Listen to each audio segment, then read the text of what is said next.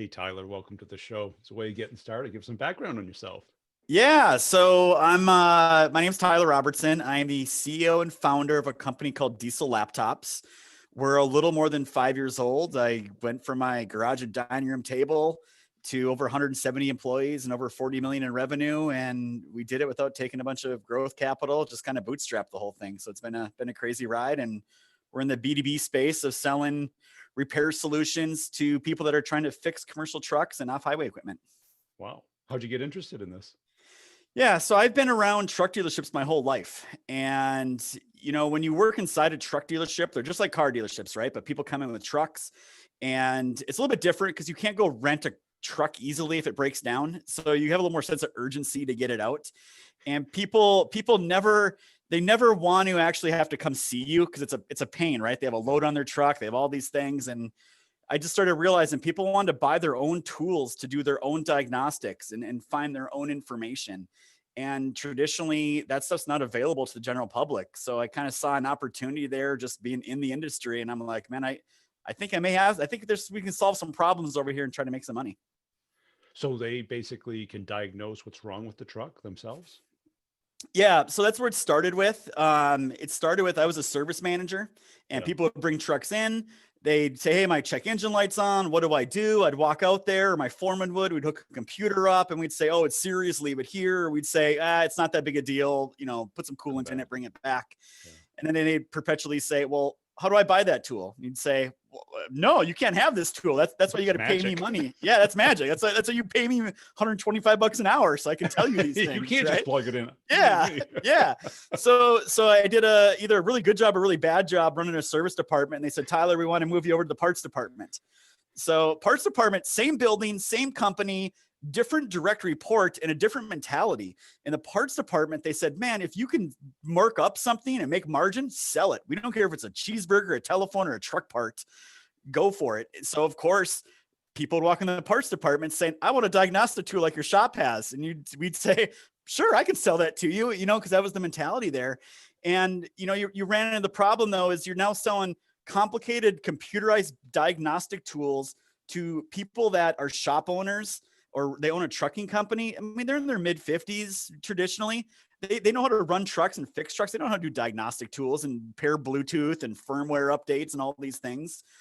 So then I became the guy that was kind of stuck doing tech support as I was trying to be a parts manager. Yeah. And, you need multiple pieces. You need a laptop, you need a software, you need the interface that goes between the truck and the thing. And we were selling all the pieces. And I went to my manager, my direct report. I'm like, "I tell you what if I buy like two of the pieces from you? I'll buy one of the other pieces. It's like a laptop. I'll buy that and I'll install them on the side at home. And then I'll resell it back to you and you guys can mark it up. And now you have a tool ready to go out of the box and it's not going to take any of my time and we'll make more margin." And he's like, "Yeah, let's do it." And my own company became my very first customer and it just kind of took off from there. Wow. What was that first year like? Yeah. So, I mean, the first year, this is pre-kids and everything. And, I'm selling a little bit of stuff. And, I was like, well, if I'm selling my own company, why don't I put one on eBay? Why don't I go sell one on eBay as well? So I put one on eBay and it sold in like 2 days. I'm like, and I raised the price and it sold again right away. And I'm like, I think I'm onto something here. Yeah. So it got to the point the year before I quit my job, I was actually doing about 1.2 million a year Wow. just selling diagnostic tools. And my own company I worked for was my biggest client. And then I had my thing going on eBay and I threw up a really junky website and I was starting to get a couple sales there. So yeah, before I quit and took the leap, it was nice. I had 1.2 million in sales, but the part that sucked is I was literally working like 18 hours a day. I had a 100,000 plus job at this place. I have a 1-year-old and a 3-year-old, and I'm working basically till midnight every night. My wife's just like, this is Loving it. you Yeah. can't do both. Yeah, you gotta. This is not working out for us. So I'm like, all right. So So then you yeah, went out on your own. That must have been yeah. difficult because did you have any kind of business background or? I mean, my family owned businesses. They were in the concrete industry. It's like that family business. Yeah. Family businesses, they usually get so big and then it's dysfunctional. It's family, right? They have a hard time making it to like a real Right. a real Can't get along. business. Yeah. Yeah, they can't get along and fighting and people trip over they fight over pennies while they're tripping over dollar bills, that whole thing. And then I worked for a more professional environment. So I got a chance. I basically tell people, look, I worked 10 years for somebody else and I got 10 years of paid training. For me, it was better than any business school you could have gone to. I learned so much those 10 years. And I tell people today, there's no way I could do today and the things we're doing today without that 10 years of experience. And I had kind of that background with my family being a family owned business. You learn about payroll and taxes and unions and all these fun things when you're, in grade school, essentially, because your dad's talking about them all the time. Yeah, you do have that back, the quarterly statements, the pay stubs, the what to look for when you hire people. Who was your first hire? What role? Oh yeah, so it's so funny story here. So I'm sitting there, I'm at home, I'm doing everything, right? I'm full time. I'm tech support, I'm sales, I'm making the tools, I'm shipping them, I'm going to the UPS, I'm doing it all, right? I'm like, man, this is not working. And I'm like, I need some help. I just need someone to like pack and ship stuff all day long. And I'm in my house and in my garage. I'm like a little suburbia. And my wife goes to a book club in the neighborhood. And I'm telling my wife, I need to get some help here. She's like, oh, well, one of the people I go to book club here, her son is graduated high school and he's working at like the local pizza place and he's going to community college. He's not really liking it. He's kind of looking for something to do. So I'm like, all right, let's hire him. And his name's Riley. And Riley, he never showed up on time that first 3 months, right? He lives like 4 houses down. Like there's no excuse. It's the commute. It's the commute. It was horrible. I had to walk 50 feet.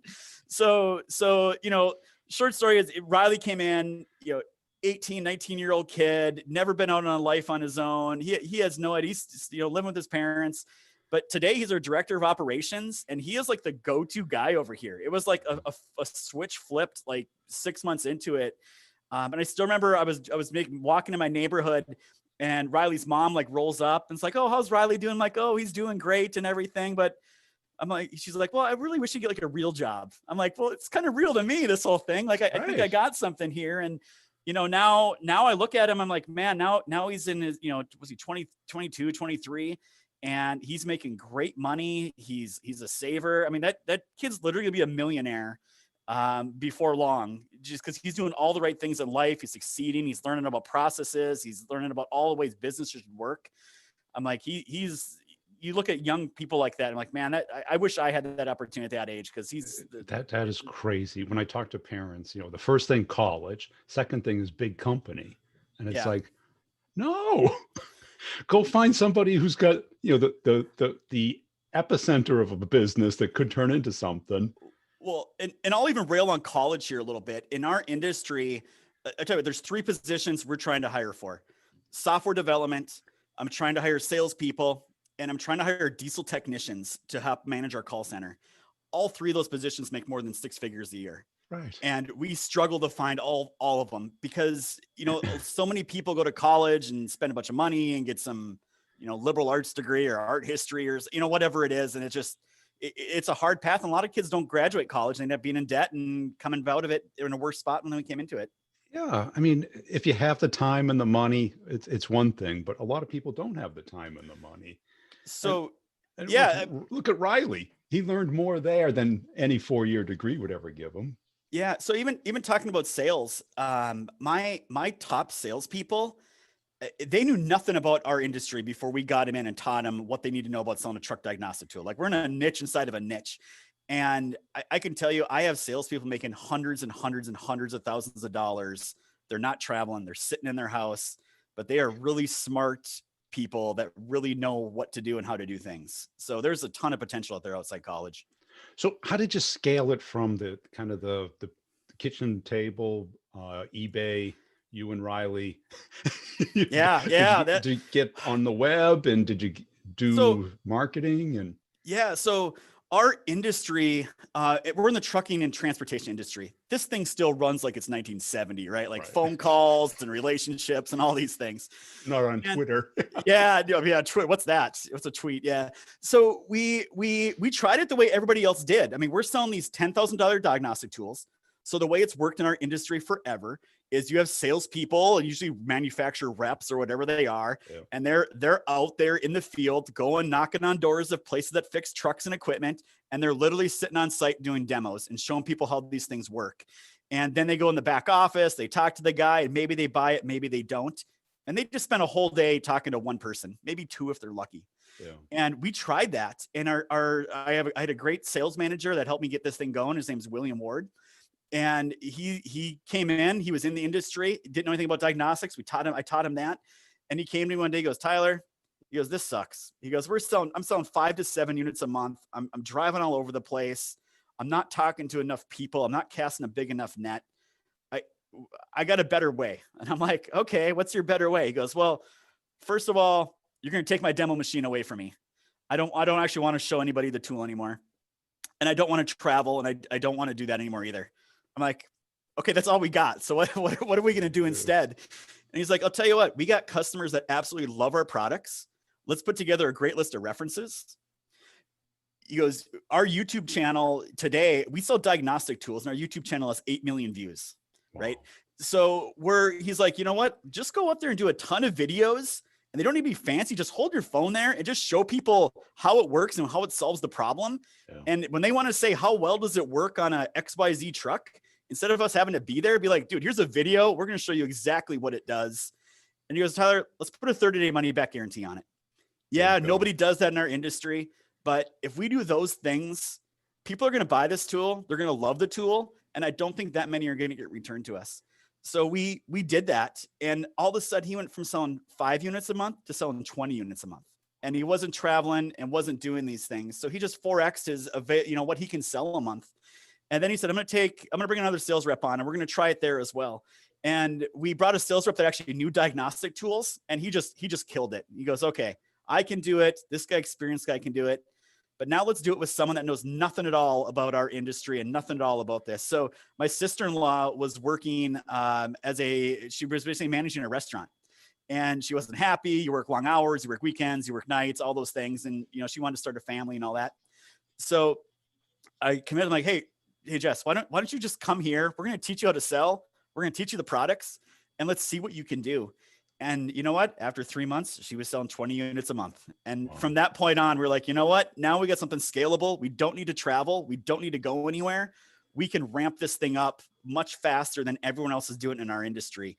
So that's kind of how the scale got brought up, was flipping the sales strategy and just saying, we're going to try this a different way. And that didn't happen overnight. It took us months of talking about the strategy and how we're going to do this. And, it's like, better, is it not? And all those things. So it took some time, but at the end of the day, it's worked out pretty well for us. Yeah, because YouTube is really that how-to, and I think when something breaks, that's where I go. It's where I go too, right? I needed the other day I needed to fix something in my car. I'm like, I don't know how to do this. So I went on there and I'm like, a video, and it walked me through it. I'm like, wow, that was remarkably easy. So it's crazy today, because today we rarely show these expensive diagnostic tool demos to customers. Yeah, because they've watched so many videos. They've heard about us. They've had people refer us, and they just say, you know what, I need one of those things. And it blows my mind that people don't even need to look at it anymore, but that's the level we got it to.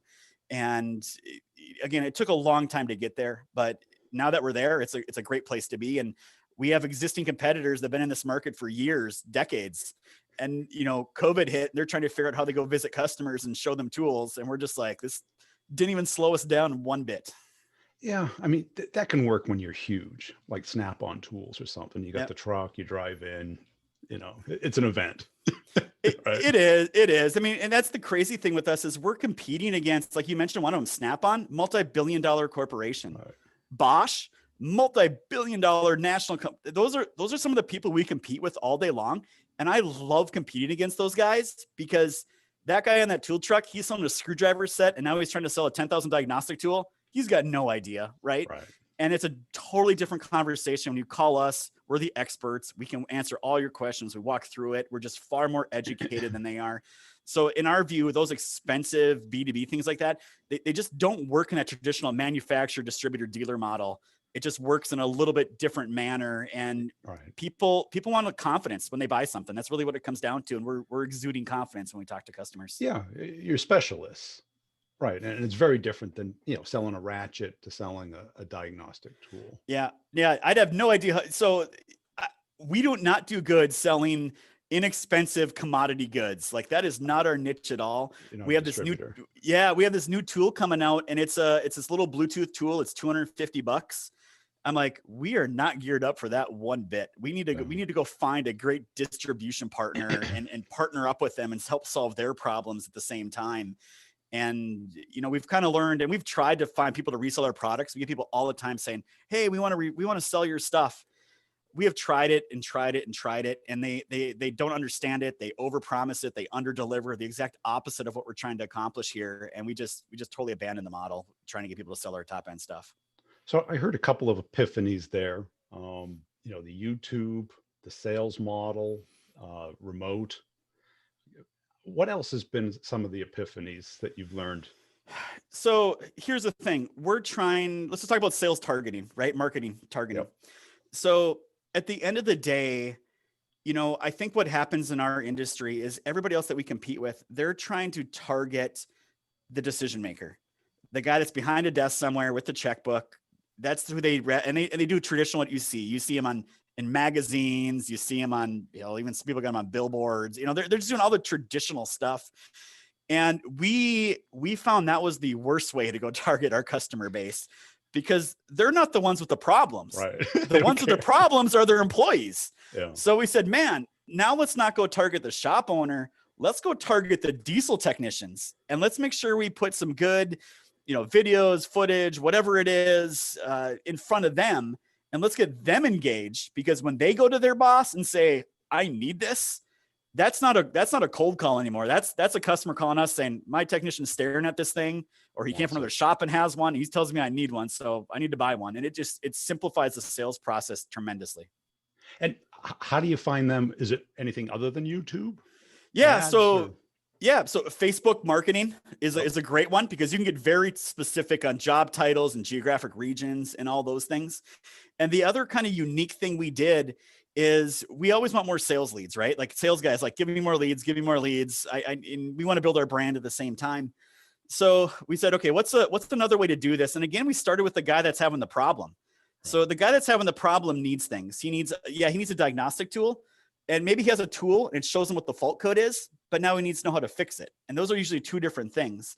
So we had already developed a database of every fault code that exists for every commercial truck ever made, and we tell you how to fix it. Well, we give it away for free to sell the tool. It makes our tool more valuable. So we said, well, what if we turn that into a freemium model mobile app and website? And what if on there people could get that quick repair information for free, but they want the really good stuff, they'd have to pay for it. And all of a sudden you have 50,000 users that got on a platform, and every single one of those people is someone that has a fault code, that has a problem they're trying to fix. So yeah, we're generating revenue off of the premium content, but more importantly, we're running banner ads on there. We're getting your name, your email, your phone number. We're running lookalike audiences on social media. We're email marketing you. And all of a sudden you're like, man, I have a whole platform here. And so that worked great. And we said, what else could we do? So we just started developing a lot of freemium content. And we built our own advertising network on top of all these websites and desktop apps and mobile apps and all these things. So today we have our own private ad network that delivers over 250 million ad views to people exactly in our niche. And now we were like most companies, we're spending 6 figures a month on Google that were our size. And now we spend like 10, and I get the same number of leads at a lot more effective cost rate. So I think for us, it's always, there's a better way to usually do something. And if you think about it and you're not afraid to view the long-term in order for the short-term, because people looked at us like we were crazy. Like, man, you charge $20 a month for that repair information. You could charge 200. I'm like, I could. Or I could go build my company and just completely own and dominate this space over the next 10 years. So I'm going to pick that path instead of the short one today. So now you're almost a platform. We're a platform. Yeah. So now we built all these great tools. We built things around them. And now the migration of the company is, man, these things are so great. We don't need to give them away. We can actually put them off on their own thing and develop our own platform for those things and go get users on them. And now we start connecting them all together, which is the really cool thing, because I mentioned earlier, our industry operates the same way it did 50 years ago. So today, if you're working on a truck and you have a fault code or you notice something broken, you don't know what part number you need to buy. You can't look it up yourself. You have to pick up the phone, call your dealer, give them the VIN number, and then they tell you the part number, right? And then, well, maybe they don't have it in stock. Maybe it's too expensive. Maybe I want an aftermarket, cheaper alternative. So what we're doing here is I've built parts information, I've built repair information, and now we're putting them together. So now we're going to tell people, look, you can go from a fault code to the part number you need to buy, and you can instantly cross-reference it to aftermarket alternatives. And we're not going to charge you for any of that, because eventually I'm going to put a buy it now button right there, and I'm going to figure out a way to connect buyers and sellers together in a $34 billion industry. So when you talk about being a platform, it's always the long game, not the short one. And how much of this is in-house versus out that you outsource, like the Google AdWords and stuff? Have you got this in-house, or you use an agency? Or yeah, so my journey with Google AdWords was I was doing it myself, kind of brought someone in. We didn't really know what the heck we were doing, right? We're just throwing more money at it. So we brought a company in, and we went through a couple before we found the right one that really worked with us and understood us. We kind of went with a smaller group, not one of these big behemoth ones. Yeah. So they really still kind of manage the Google pay-per-click and give us the reports. We've said, man, what we spend still, we could probably, because he does, they do some landing pages, they do some Facebook stuff. But at the end of the day, we realized, though, we need to be the ones creating those content for those pages, because they don't have a freaking clue what a DPF regen is on a diagnostic tool. We know that's important. If we can't have them create content, let's help them create the content, and let's let them build the architecture there to drive the views to our platforms. So we have a pretty big in-house marketing team. I mean, we're 170 employees, and there's really 8 people that work in marketing here. So we're all in, and we do the online stuff. We don't do a lot of the traditional, stuff that everyone else does in our space. And what do you think differentiates you? Because you seem a little, kind of like the classic entrepreneur that came out of an entrepreneurial family, but you've kind of grown well beyond kind of the family type size business. Yeah, I give my dad a hard time. Like, man, Dad, it took you guys 3 generations to get to $20 million, and I did that in 3 years, right? So we always get that going with my dad. I think what differentiates us is a couple things. One, I can afford to focus on the long term. We're profitable in our tool business. We do really well. And I always try to view it really through the long-term lens. I don't need revenue and EBITDA today. That's not important to me. It's important for me to reinvest that money and look through the long-term lens. So I think a lot of times when people take money early in their company, there's that pressure on them immediately to kind of start throwing some money to the bottom line. And when you have no debt and you own your company, you can afford not to do those things. It changes how you grow your company, because you can look through it through the long-term lens instead of the short-term lens. And I think the other thing with us is we're always go about it different than everybody else. So the way we go about it is, how do we solve that guy's problem that's trying to fix something? And we never really go into it saying, how much money do we need to make? We go into it, let's just solve his problem. We'll back into the money later.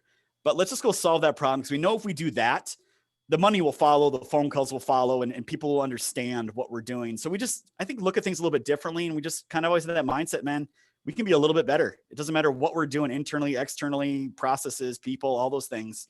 Let's just keep being a little bit better every week, and we're going to keep this thing going hard. And how about that software switch? Because I love the idea of the kind of the app that kind of drives product sales that now builds a platform. Yeah. It's, it took us a while to come together, and we're a bunch of truck guys. I came from a truck dealership. I was a parts and service manager, right? What do I know about building mobile apps? So we're going through this transformation of our company, saying, yeah, we were a retailer, but now we're going to transform ourselves into being this digital software development company. And that's a hard transition to make, right? It's really hard. But I'll say this, I think it's easier than a software company trying to figure out our business and our market. We can talk the talk. We know it. We've worked it. I think I have an easier path. We'll see if we're right or not, but we made mistakes. I mean, we built the fault code thing by itself. We built labor time guides by themselves. We built wiring diagrams by themselves. None of them use the same user logins. Now users had multiple websites, multiple things. We're like, okay, this is my own employees. My wife was confused, and I'm trying to explain what we have to her, So we said, let's just make one platform that has it all. And let's consolidate all those things. So we just launched that last week. And again, it clarifies the message. And I think customers really understand it now. And now they're like, oh, okay. Now I get the direction you guys are going. And it is absolutely crazy now that we've done these things. There was a point a couple of months ago, I literally had the CEOs of a companies with $1 billion plus revenue. I had 3 of them within 2 weeks walk through our doors to come meet with us to talk to us about doing some potential stuff together. And there was no way I was getting those meetings 2 or 3 years ago. And I think we're just in a different spot now as a company. And I think we're still making all the right strategic decisions. And on the software side, did you hire and do that in-house, or did you outsource it? Yeah, I think it started like a lot of companies. It was just small little projects here and there, do this bit, do that bit. And that's kind of what got us in trouble. You know, we didn't have the good technical leadership. So yeah, we started bringing it all in-house now. So we're more about 80% in-house, 20% out of house. The part we're struggling with is I'm in Columbia, South Carolina. We're not New York City. We're not California. Yeah, exactly. So now we're like, okay, we need to hire a lot more. How are we going to do this? And, you know, it's becoming a lot more clear on how we should be structured, who we should have in what seats, and how these things need to work together. And we do things as a company. I mean, as you grow, you know, project management, what's that? Like, we never had to deal with that before. It's like, here's my idea, go build it. And now it's like, I got a marketing team, I got a production team, tech support, engineering, accounting. We need to plan this thing much better than we've just been shooting from the hip. And I think that's just the transition that entrepreneurial companies go through to turn into professionally managed companies. They got to go through that change. And it's definitely one of the hardest things we've done. And how did you build out your organization and your skill set? Because you went from solopreneur to now huge company. Yeah. I mean, building it out, you know, there got to be a point where, you know, you just keep adding people and throwing bodies at it. Right. And it got to the point where we had about 80 employees and everyone's going in 1,000 directions. No one's talking. I have a lot of cool stuff I think I built. And I'm looking at it. I'm like, man, I don't have anybody here that can like take what I built and bring it to market and turn this into a revenue generating thing. I'm not that guy. I got great ideas. I'm not the guy to go do that.